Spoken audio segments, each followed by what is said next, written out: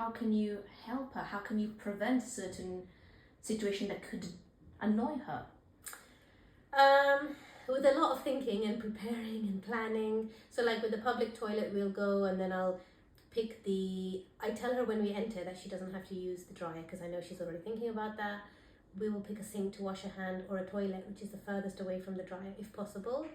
And this is not ideal, but basically she can just wipe her wet hands on my It must be exhausting.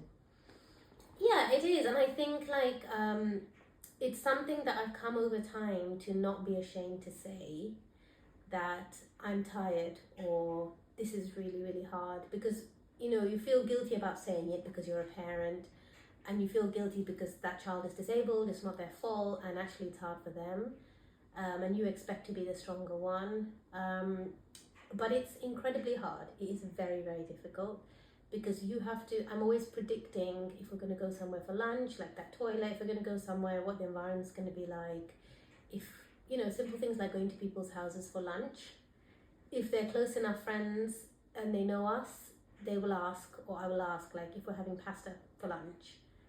We went to my best friend's house a few months ago in the summer, and but she knows about Anita, so like she has kids Anita's age, and we were having pasta for lunch. But Anita, her and her mum, they're really nice. They boil separate plain pasta because if it's got sauce, it's got vegetables in it, it's a texture issue. But like for example, if it was someone I didn't know, I would always have backup food in my bag. So there's a lot. I mean, that's again, I could give you 1,000 examples, but that's like another one. So there's a lot of planning and scaffolding and preparation that you have to do, and it's tiring. So I think the thing is, like, it's okay on some days to be tired, and I make sure that I take time for myself. I think sometimes as a mum we are put up with like, well, you wanted your child, now accept the fact that you're tired, or accept the fact that your life is transformed.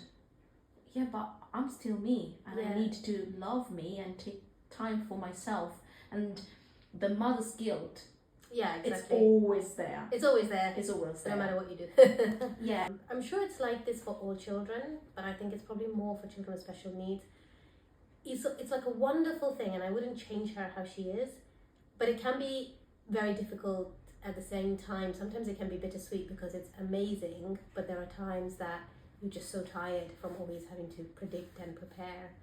And it can be difficult because I think with a child with special needs, you can't just get someone else to pick them up from school along with their child.